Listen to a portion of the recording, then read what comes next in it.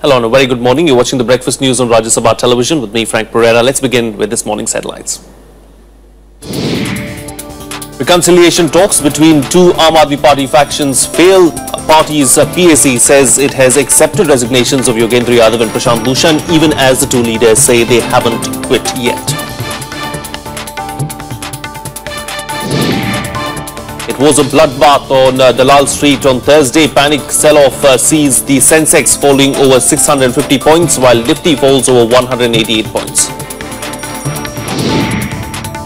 Stunning twist to the Germanwings air crash in French Alps. Prosecutor says the co-pilot destroyed the plane deliberately. Black box suggests the pilot was locked outside the cockpit. And 22 Arab states join hands to tackle the growing crisis in the Middle East, agree to form unified military force. Well, a meeting, an open letter and a series of tweets. That's how the day unfolded for the Aam Aadmi Party on Thursday. This after reconciliation talks between the two warring factions in the Aam Aadmi Party collapsed yesterday. Yogendra Yadav and Prashant Bhushan have accused the Arvind Kejriwal camp of trying to force them to resign from the national executive, even as the party's political affairs committee said that they had already accepted their resignation. Here's more. बड़ी दुखद बात है कि हमारे बहुत वरिष्ठ साथी हैं सभी, लेकिन योगेंद्र जी और उनके साथी तमाम बाहर कुछ बोलते हैं और जब बातचीत हो रही होती है तो कुछ और बोलते हैं. Aam Aadmi Party leader Ashish Khaitan, a known Arvind Kejriwal loyalist, talking of the rift within the party.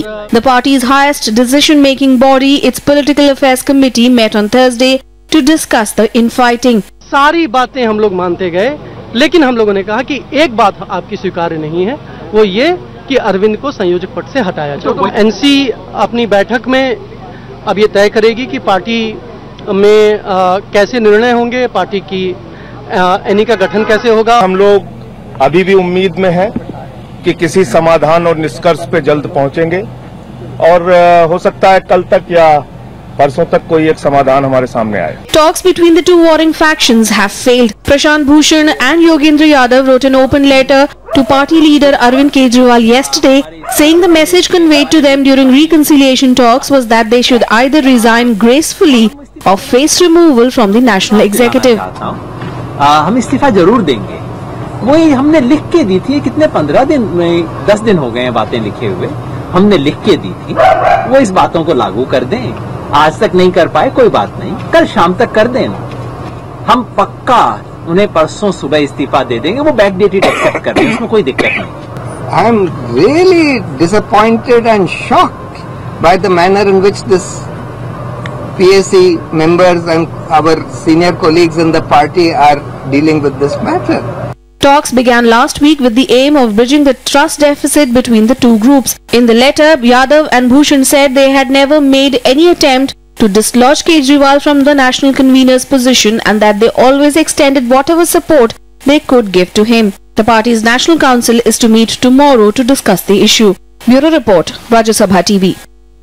Well, our correspondent Anu Diwan joins us on the phone line for more on this. Anu, as far as the Aam Aadmi crisis is concerned, it still seems to continue and both warring factions have not really, ensured that their differences are put aside. Definitely, Frank. The days after the days of reconciliating talks between the two groups, it has already failed. Now the feud is moving to the 320 members, National Council members. According to the party, there are 320 members. And only 72 members are based in Delhi. That is only centric to Kejriwal camp. And rest 248 members are from states where Yogendra Yadav, Prashant Bhushan and other members have joined them on days and days issue. Now the thing is, the National Council today is unofficially also meeting at Delhi's YMCA Center, where they will discuss the latest issue which has happened just yesterday. The National Council has already decided up to meet today in the YMCA Center so that they can come to some conclusion whether whom to support and whom not to. So around 200 members will be meeting today to discuss about Prashant Bhushan and Yogendra Yadav, whatever the letters being given to each other and whatever the party leaders has asked for demands and the parties has accepted. Although, Frank, I just wanted to tell you that in a letter, Yogendra Yadav and Prashant Bhushan has said that party has informed them that Yogendra Yadav and Prashant Bhushan are demanded for the probe of Singh released by ex-party leader Rajesh Garg and Jitendra Tomar fake degree case. But Yogendra Yadav and Prashant Bhushan said that the Kejriwal camp has informed them that all the probes are possible but not possible to raise any sensitive issue that implicates the top party leadership, which indicates that Kejriwal camp is not ready for the probe. On this condition, the talks has failed. Right. All right. Anu Diwan, thank you so much for joining us there with all those details. Remains to be seen what happens in the days to come as far as the Aam Aadmi Party crisis is concerned. Moving on now, with the land acquisition ordinance set to lapse on April 5th, the government could re-promulgate the ordinance amid indications that at least one of the houses could be prorogued for the purpose. Parliament is currently on a month-long recess during the ongoing budget session. In order to issue an ordinance, at least one of the houses has to be prorogued if Parliament is in session. The re-promulgated ordinance will carry the 9 official amendments moved by the government during the passage of the bill, which sought to replace the executive order. Sources within the party say senior ministers have been assigned the responsibility to consult leaders of different political parties. They are said to have reached out to key leaders, and the government will try its best to bring the land bill in the Rajya Sabha to replace the ordinance when the parliament meets again in the second half of the budget session. There is also a buzz that the government may accept some tweaking in the consent clause. Moving on now, it was a terrible Thursday on Dalal Street. The market saw immense selling pressure with the Nifty closing below the 8,350 mark and the Sensex shedding 727 points in trade intraday. Banking and financial and technology stocks led the massive fall. The 30-share BSE Sensex tanked over 650 points or 2.33% to 27,457, and the 50-share NSE Nifty dropped a little over 188 points or 2.21% to 8,342. The plunge was brought on by rising tensions in the Middle East among other global concerns. Crude oil surged by almost 6% on supply concerns after Saudi Arabia carried out airstrikes against Houthi rebels in Yemen yesterday. Tracking the steep losses, the Indian rupee also slipped 34 paise on Thursday, its worst drop in 2 weeks, to close at 62.67 against the US dollar. Global markets too saw heavy sell-off, with the European markets trading a 1 to 1.5% lower till yesterday afternoon. US stocks also fell for a fourth straight session.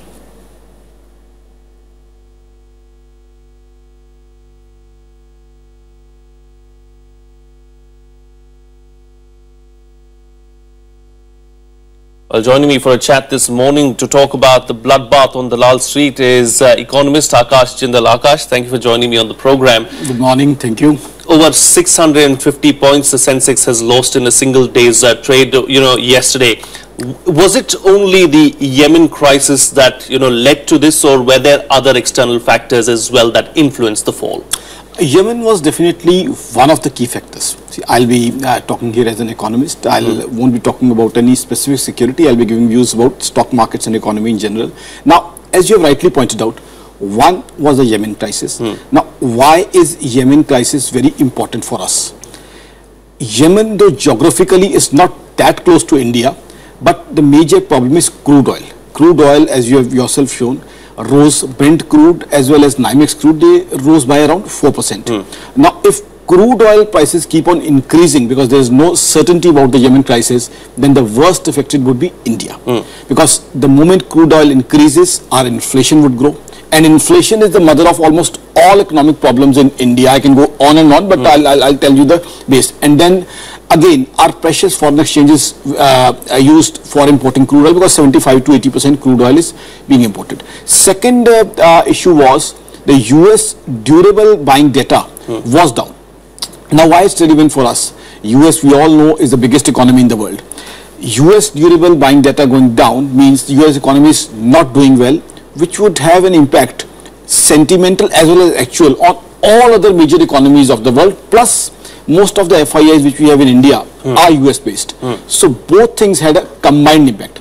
Apart from that, there was some smaller impacts also. Smaller impacts, how all the things I would say joined in hands to come to the conclusion, the bloodbath word which we are using.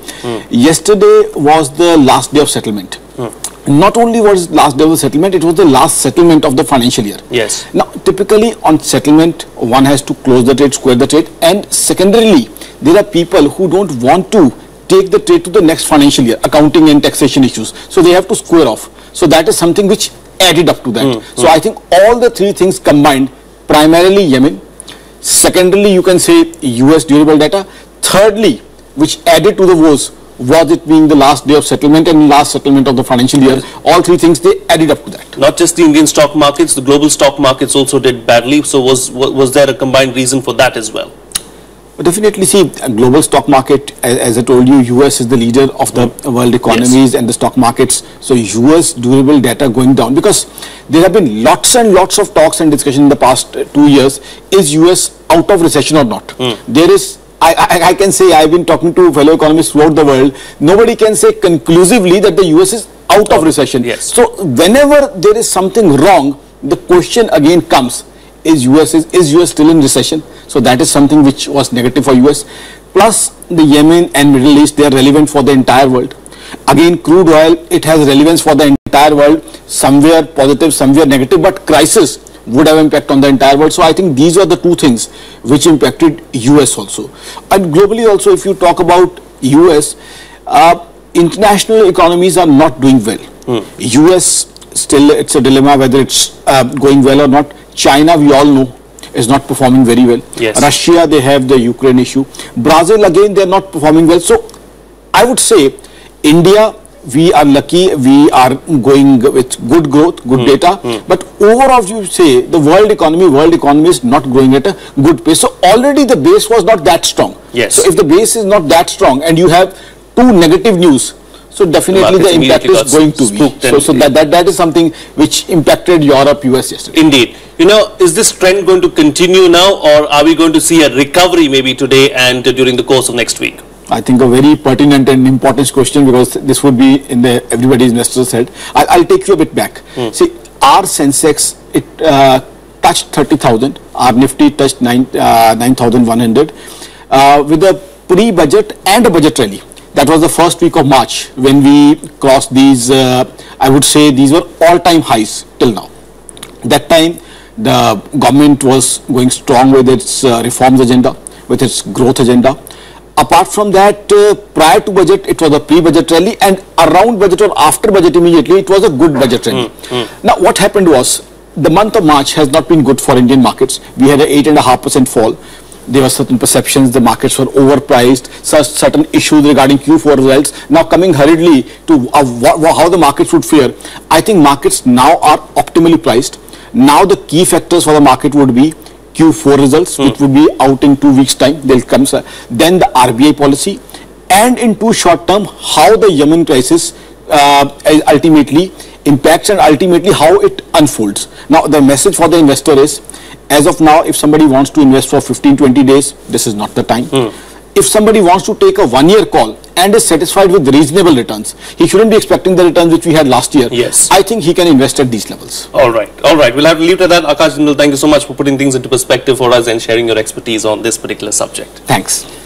Well, it's time for a short break now. On the other side, Afghan president to visit India in April. Details coming up, that and much more. Stay tuned. We'll be right back.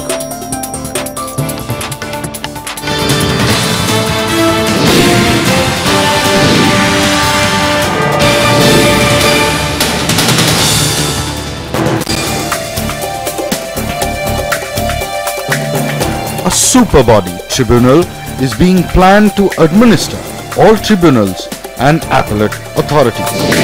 It's unclear why this age difference.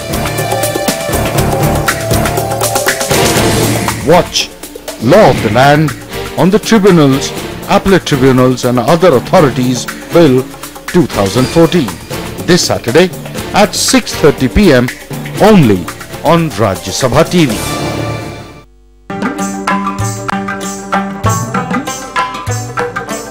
Tradition dating back centuries. A cultural heritage that inspires and warms at once. Magic that awes. Rajya Sabha television brings you events that embrace the wonders of India's classical arts.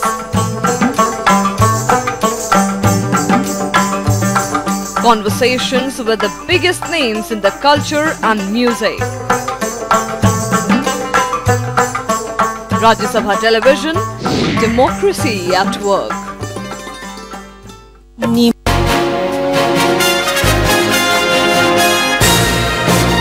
Hello and a very warm welcome to a brand new edition of World Panorama with me, Frank Pereira. Barack Obama has been elected on the basis that I will no longer take America into wars, and in fact quite the opposite, I will pull America out of wars. According to the Indian government, fishermen are not at fault.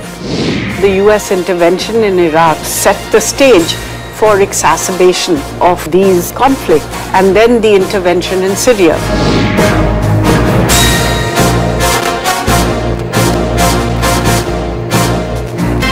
Watch World Panorama at these times on Rajya Sabha television.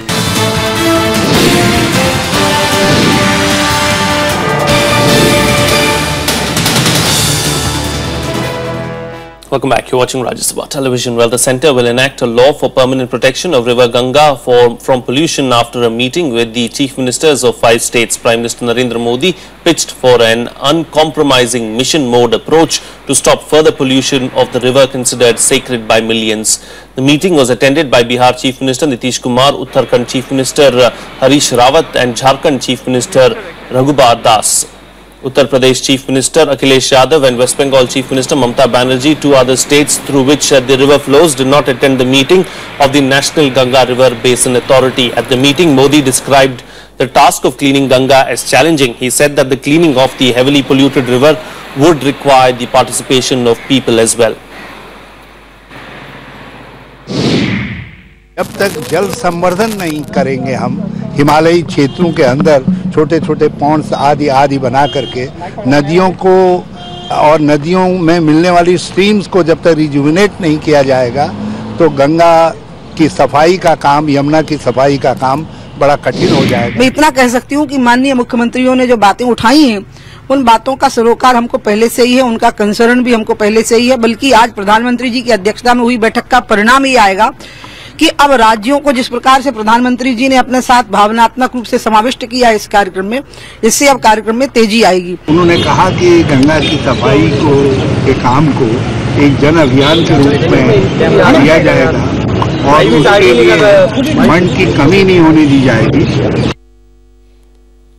Moving on now, Bihar Chief Minister Nitish Kumar called upon the Prime Minister in the capital to seek financial assistance for his state. It was the first time that he was meeting Prime Minister Narendra Modi after taking over as Bihar Chief Minister over 4 years ago. The Prime Minister's office called the meeting as a courtesy call. Former allies turned rivals Prime Minister Narendra Modi and Bihar Chief Minister Nitish Kumar met for the first time after over 4 years. Nitish Kumar reportedly told Modi that Bihar will not be able to implement the Finance Commission recommendations even as he sought clarity over funds for backward region and demand for special status to his state. अभी तत्काल हमारी समस्या ये है कि जो 14th finance commission 14वें वित्त आयोग की सिफारिशें आई हैं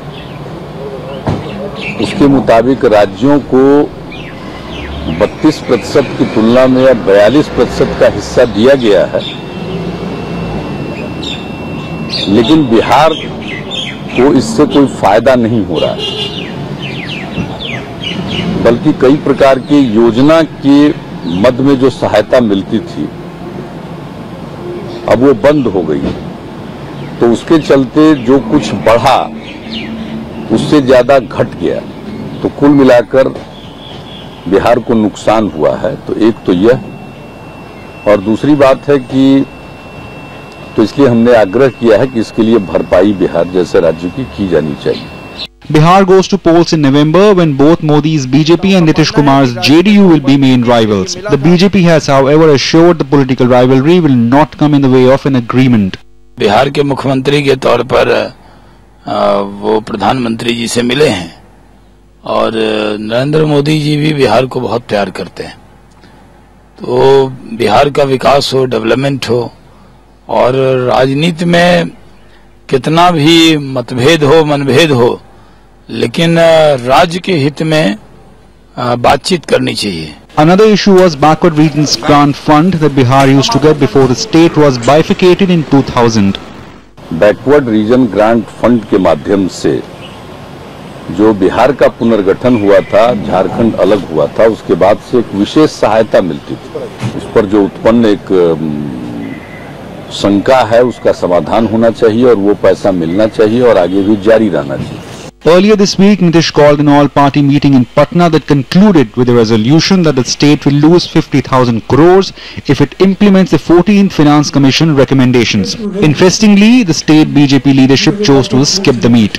Bureau Report, Rajya Sabha TV. Well, let's now bring you up to date with the news stories that are lined up for today in our segment, The Day Ahead. Former Prime Minister Atal Bihari Vajpayee will be conferred the Bharat Ratna, the country's highest civilian award, at his Delhi residence today. President Pranab Mukherjee and Prime Minister Narendra Modi will be among a host of VVIPs expected to be present on the occasion. Panel of Niti Aayog comprising chief ministers of several states will meet today to discuss implementation of centrally sponsored schemes. The Aayog will also suggest measures for coordination between the centre and states for implementation of these schemes. International Atomic Energy Agency Director General Yukiya Amano will visit India today. He will hold talks with the officials of the Ministry of External Affairs and Department of Atomic Energy and is expected to review the progress made on the Indo-US nuclear deal. Amano is also expected to make a tour of the Rajasthan Atomic Power Plant. A special court will hear arguments on framing of charges in a coal blocks allocation scam case. Delhi-based Rathi Steel and Power Limited and its 3 top officials were summoned as accused in the case. The hearing comes after accused informed the court that scrutiny of copies of charge sheet and documents supplied to them was complete.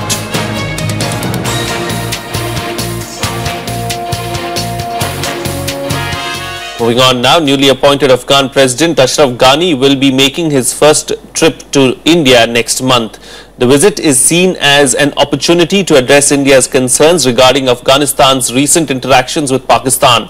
Responding to the issue, Afghanistan Chief Executive Officer Dr. Abdullah said their interactions are an attempt to clamp down on terrorists. He also noted New Delhi's assistance towards the stabilization of Afghanistan and also to meet its developmental needs. India is the 5th top donor country for Afghanistan. Well, there is a shocking twist to the Germanwings plane crash probe. French officials have said that the co-pilot may have deliberately destroyed the plane. This just hours after evidence from the plane's voice recorders indicated that the main pilot was locked out of the cockpit right before the plane's descent. Efforts are on to find other flight recorders for further evidence. Here's more. Evidence available so far suggests that Germanwings plane crash could have been intentional and deliberate. Audio from the cockpit voice recorder reveals the plane's captain was locked out of the cockpit while the co-pilot appeared to make a deliberate attempt to destroy the plane. Reports suggest that there was absolute silence in the cockpit as the pilot fought to re-enter it. Aux commandes de cet avion Airbus A320, que le copilote manipule les boutons du Flight Monitoring System pour actionner la descente de l'appareil. French prosecutors said 28-year-old co-pilot Andreas Lubitz was a German national. He is not in any terrorism lists. Police officials are already investigating his house to find relevant clues. Within minutes of identification, the Facebook page of Andreas Lubitz was taken down. Le pilotage au commandant de bord a refusé d'ouvrir la porte de la cabine de pilotage au commandant de bord et a actionné le bouton commandant la perte d'altitude. Investigators are trying to piece together evidence to figure out the whole story. Prosecutors ruled out a suicide attempt. However, the truth will be out only after they find out the flight's data recorder. On voit ce type de site ces dommages, bon certes éparpillés sur une zone qui paraît assez grande, mais qui sont réduits en des débris de toute petite taille, ça n'est pas du tout caractéristique d'un avion qui a explosé en vol. Wirken an der Auswertung des Voice Recorders mit und haben uns bestätigt, dass der Kapitän wohl das Cockpit verlassen. Meanwhile, relatives and friends of victims will soon visit the crash site. Some human remains were also recovered from the site, but many have not. Ice-cold weather conditions are hampering the search. The bodies will be handed over to the relatives only after a DNA test. The Germanwings plane from Barcelona to Düsseldorf crashed on the foothills of French Alps just few days before, killing all 144 passengers and 6 crew members after an 8-minute descent. The German parliament held a minute's silence on Thursday for the victims of the crash. Bureau Report, Rajya Sabha TV. Meanwhile, Arab League nations have agreed to join hands to tackle the crisis in the region, admitting that unilateral actions in the past have failed to produce tangible results. A draft resolution to counter the growing regional security threats was agreed upon yesterday. The agreement comes as Saudi warplanes attacked rebels advancing south of Yemen. In a bid to tackle the growing menace of militant threats in the Middle East, and especially Yemen, the Arab League nations have agreed to form a unified military force. The historic resolution aimed at liberating the region of militants brings together 22 Arab states. The resolution will now be referred to the leaders during the March 28-29 summit in Egypt.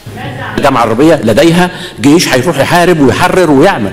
هذه أول مرة هناك قوة سوف تنشأ وتعمل باسم الدول العربية. يعني أرجو أن يؤخذ هذا في الاعتبار. هذا أنا لم أكن أتصور أن هنوصل لهذا وأنا أعتبر ما تم اليوم نجاح كبير جدا. The idea was first floated by Egyptian President Abdel Fattah al-Sisi. He has also extended an invite to Yemeni President Mansour Hadi to attend the Arab summit. Hadi is believed to have fled to Saudi Arabia's capital Riyadh after Houthi rebels reached the city of Aden, his seat of power. Saudi Arabia's military intervened with airstrikes to confront the rebels in Yemen, but they have not ruled out ground operations inside Yemen if needed. حاليا ليس في المراحل الحالية أي تخطيط لعمليات قوات برية، ولكن لو استدعى الأمر فالقوات البرية السعودية جاهزة، وقوات الدول الصديقة والقوى الشقيقة جاهزة، وسوف يرد أي عدوان من أي نوع. United Nations has called on all member states to refrain from taking any actions undermining Yemen's sovereignty. The Security Council also called on all member states to refrain from external interference which seeks to foment conflict and instability, and instead to support the political transition. The Secretary General reminds all parties involved of their obligations under international humanitarian law to ensure the protection of civilians.